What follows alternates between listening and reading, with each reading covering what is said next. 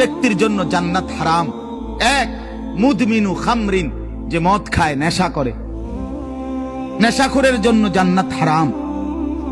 নেশাখোর, মদখোর, গাঞ্জাখোর, ফুট্টাখোর, বাবাখোর, ডাইলখোর,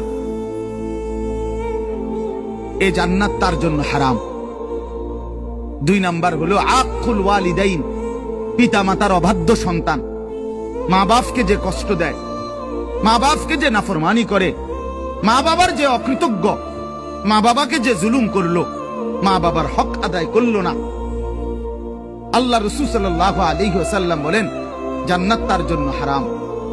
আর তিন নাম্বার, শুনতেছেন সবাই? সজাগ তো সবাই? তিন নাম্বার ওয়াদাইয়ুস, রাসূলুল্লাহ বলেন দাইয়ুসের জন্য জান্নাত হারাম। এখন প্রশ্ন হলো দাইয়ুস কে? খোদার কসম বাপ, এটা আমারও বলা না, আপনার কোন আলেমেরও না, আল্লাহ রসুল বলে দিছে। দাইয়ুস কাকে বলে? রসুল বলছে ওয়াদাইয়ুস আল্লাযী ইউকিররু আহলাহু আল খুবুস। দাইয়ুস বলা হয় ওই পুরুষকে, ওই ব্যক্তিকে যে তার স্ত্রী সন্তান পরিজনের জন্য গুনাহ, অশ্লীলতা, নাফরমানিকে স্বীকৃতি দেয়, মেনে নেয়, গ্রহণ করে নিছে, তার জন্য জান্নাত হারাম।